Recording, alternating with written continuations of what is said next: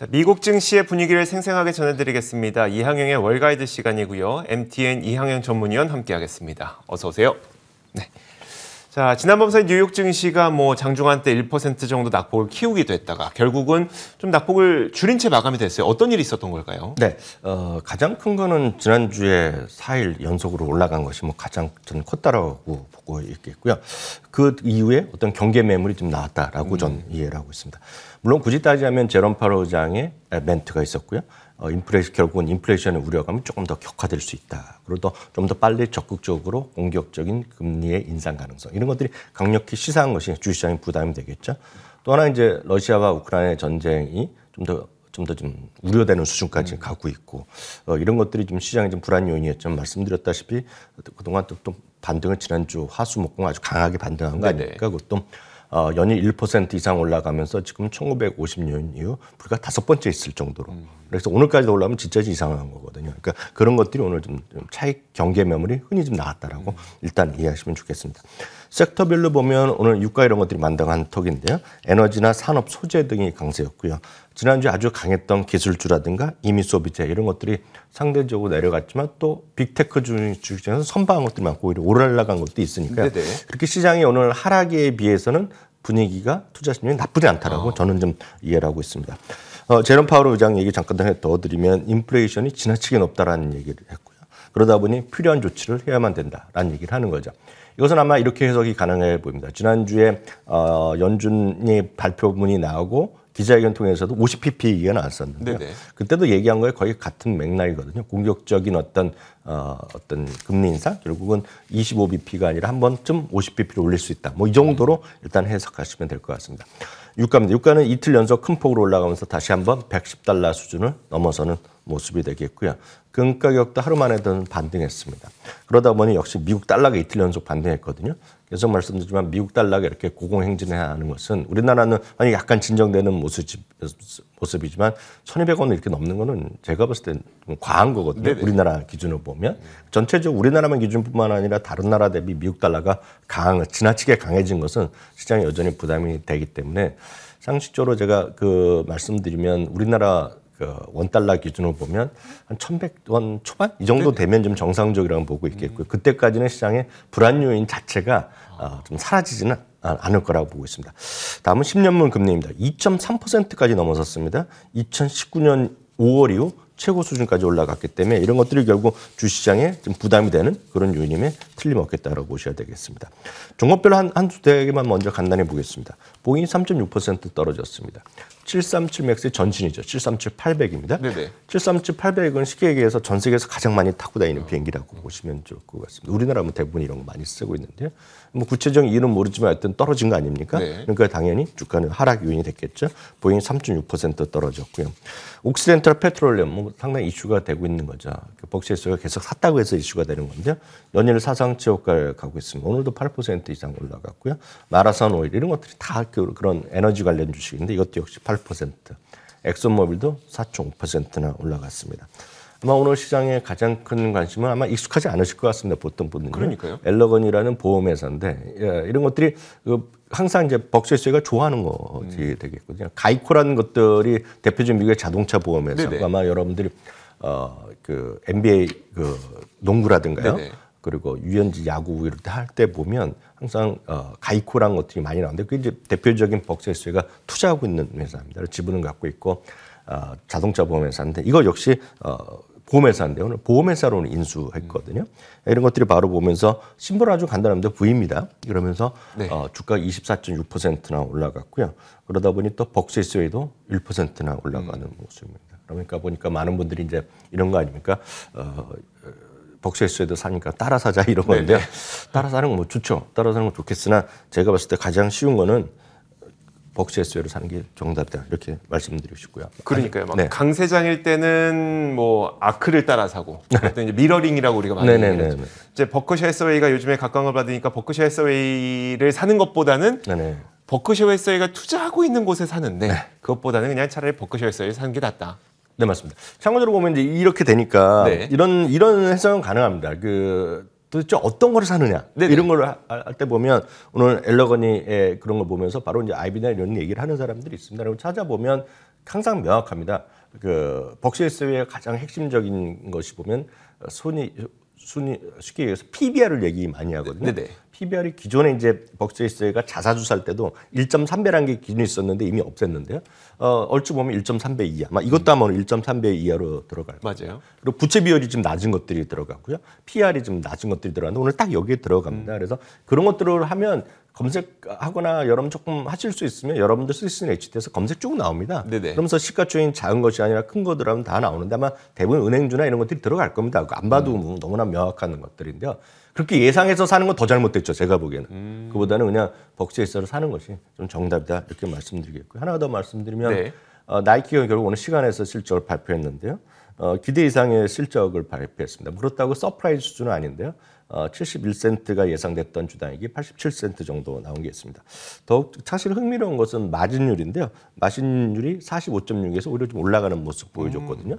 마진율이 올라갔다는 것은 그만큼 가격 결정력이 있다는 얘기라고 네네. 이해하시면 되겠습니다. 여튼 시간에서 주가는 5, 6%가 지금 올라가고 있네요. 알겠습니다. 자, 이렇게 시간회에서 실적을 발표했던 나이키까지도 짚어주셨습니다. 자, 이외 장중에 주요 종목들은 어떻게 움직였을까요? 앞서 말씀드렸다시피 이제 지수 자체는 좀 약간 밀려났지만 빅테크나 아마 많은 분들이 선호하는 주식들이 이렇게 밀리진 않았을 것 같습니다. 네네. 웬만한 분들이요. 애플이 뭐 약보합, 강보합 정도 올라갔습니다. 그러니까 말씀드린 애플도 올라가죠, 금융주도 올라가죠, 그 산업주, 에너지 이런 게 올라가다 보니까 벅시에스는 그냥 다 올라가는 겁니다. 그래서 밀려서라도 올라가는 그런 분위기라고 보셔야 되겠습니다. 마이크로소프트는 약보합으로 오늘 마감됐고요. 엔비디아가 또 1% 올라갔습니다. 테슬라가 지금 엊그저께 $800 깨졌지 않았습니까? 네네, 맞아요. 오늘 또 $900 위에서 좀 움직이는 그런 모습입니다.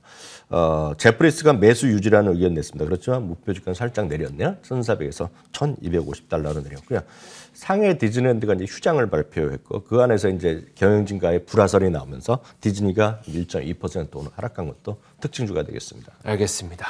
자, 지난밤에 그 가장 큰 이슈가 파월 의장의 발언이었어요. 파월 의장이 뭐 50bp 인상 가능성까지 얘기를 하다 보니까 시장이 한 차례 한 1% 정도 내려가기도 했다가 다시 뭐 낙폭을 좀 줄였는데 그 금리 더 긴축적인 금리 인상에 대한 파월 의장의 발언, 여기에 대한 시장 반응 이게 참 저는 매치가 안 되더라고요. 네. 왜냐면 좀 얼마 전까지만 하더라도 이 정도 발언이면 시장이 크게 밀려야 될 것 같은데 또 밀리지도 않고 하다 보니까 월가에서는 지금 이런 현상을 어떻게 보고 있을까요?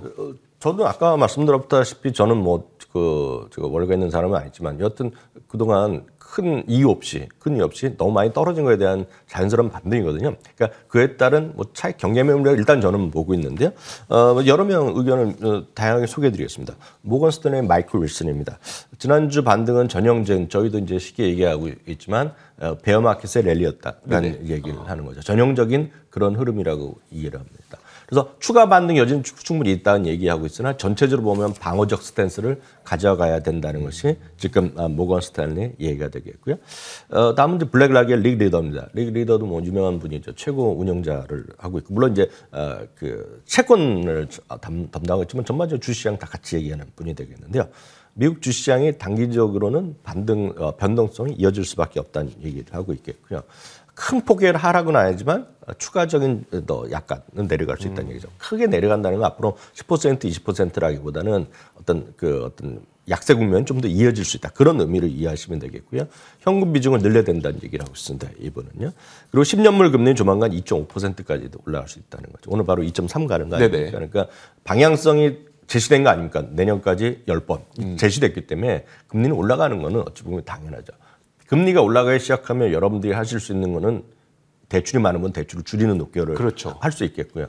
아니면 주식으로 보면 금리가 올라갈 때 돈이 되는 기업이 분명히 있을 겁니다. 물론 다 차이는 있지만 아마 은행주 같은 것이 당연히 혜택을 보겠죠. 단기적인 차이는 있지만 방향성은 그쪽으로 가거든요. 그러니까 그런 것들을 얘기하는 거라고 보고 있겠고요. 우크라이나와 러시아 사태에 따른 인플레이션 압박이 지속될 수 있다는 거죠. 물론 이제 언젠가는 끝나겠죠, 이 전쟁. 이게 중세 시대도 아니고 이게 50년, 100년 전쟁 갈 건 분명히 아니라는 얘기죠. 그렇지만 이제 이런 변동성을 우리가 예측할 수 없죠. 특히 이게 푸틴이라는 사람, 그리고 그런 공산당 국가 뭐 이렇게 조금 독재하는 나라 아닙니까? 쉽게 해서 어떻게 방향성을 틀지 모르잖아요. 우리가 상식적으로 보면 전쟁에서 예를 들어서 이런 거 아닙니까? 사람들이 격분하는 거가 사람들이 많이 피해 있는 그쪽에 폭탄을 내려서 애들이나 민간인 막 죽는 이게 말이 안 되는 거잖아요. 그런 상태에서 뭔가 좀 인프레션이 끝난다. 그래서 지금 뭐 이렇게 얘기할 수 없다는 얘기입니다. 지금 리더 얘기가요. 그런 거 있고 결국 금리의 상승은 결국은 주식시장의 밸류에이션에 압박하는 건 분명하거든요. 그렇기 때문에 어떤 똑같은 어떤 그 이익이 나더라도 그리고 현재 가치로 할인할 때 보면 주가는 부담이 됩니다. 그게 밸류에이션에 대한 부담이거든요. 물론 밸류에이션 부담도 많이 낮아져 있습니다. 지금 미국 주식시장이요. 작년에 내내 한 2배가 넘었고요. 네네. 작년 갈만 하더라도 거의 21.5배였는데 지금 오늘 현재 정확히 보면 지난주 금요일 현재 미국 주시장의 PER은 18.5배밖에 안 나옵니다. 네. 그러니까 많이 떨어진 건 사실이지만 그럼에도 불구하고 방향성은 지금 금리가 올라가고 있고 인플레이션이 이런 압박이 있기 때문에 약간은 조심하자 그런 얘기를 하고 있겠고요. JP모건의 마르코 콜라는 여전히 긍정적인 의견을 갖고 있지만 수치로 보면 5,050이라는 기존 S&P 500 목표치에서 4,900으로 소폭 내렸고 이게 딴 것이 아니라 딱 아주 간단합니다. 미국 주식은 주당 이익을 5달러 낮췄거든요. 네네. 그에 대한 곱하기의 문제이기 때문에 그 정도로 이해하시면 되겠습니다. 알겠습니다. 한 가지만 더 들어볼게요. 그래도 이제 그 밸류에이션 떨어지면서 낙폭과대주들이 많이 생겼잖아요. 근데 네네. 이 중에서도 상당히 좋은 기업 가치를 갖고 있는 기업들도 있고 네. 이런 낙폭과대주를 좀 어떻게 구분하고 네. 어떤 기업들이 좀 있을까요? 아주 그 좋은 질문을 하셨는데요. 주식은 지금은 할 만한 거나 이런 것들은 딱 세 가지라고 좀 보고 있습니다. 네. 그러니까 그 꾸준히 올라가는 거, 벅시에스 같은 거 사는 게 맞다고 보고 있지만 그 많은 분들이 공감이 안 되시거든요. 그럴 때 할 수 있는 것은 저는 딱 세 가지입니다. 네. 첫 번째는 낙폭과대주가 있죠. 낙폭과대 많이 떨어진 것들이죠. 많이 떨어진 것이 하나 있겠고요. 또 하나는 이제 약간의 트렌드, 테마로 쫓아가는 것들이 네네. 분명히 있겠고 또 하나는 그런 건 상관없이 금리도 올라가니까 배당이나 이런 것들을 꾸준히 가는 것을 뭐 사는 게 맞겠죠. 다만 이 세 가지 중에서 가장 많은 분들이 선호하는 것이 낙폭과대주인데요. 이건 각자의 기준을 만드셔야 돼요. 각자의 기준을 만드셔야 되는데 구체적인 것으로 몇 가지만 보면 한 주가가 절반 정도 떨어진 거, 네. 그리고 대부분의 사람들이 매수 의견을 갖고 있는 거. 목표 주가의 괴리 높은 것들 이런 걸 찾아내는 것도 여러분 쉽게 찾아낼 수 있는데요. 그런 것들이 나오는 것들이 보면 뭐 메타 플랫폼도 있겠고요. 라스베가스 샌즈도 있겠고요. 페이팔 이런 것들이 포함되기 때문에 이런 것들에 대한 좀 더 자세한 내용이나 본인이 맞는 거는 이제 공부를 하시면서 본인이 좀 익숙하고 이런 것들 위주로 공략하시면 될 것 같습니다. 네, 알겠습니다. 자, 이렇게 지난 밤 사이에 어떤 일들이 있었는지 생생하게 전해드렸습니다. 이항영의 월가이드 시간이었고요. MTN 이항영 전문위원과 함께했습니다. 고맙습니다.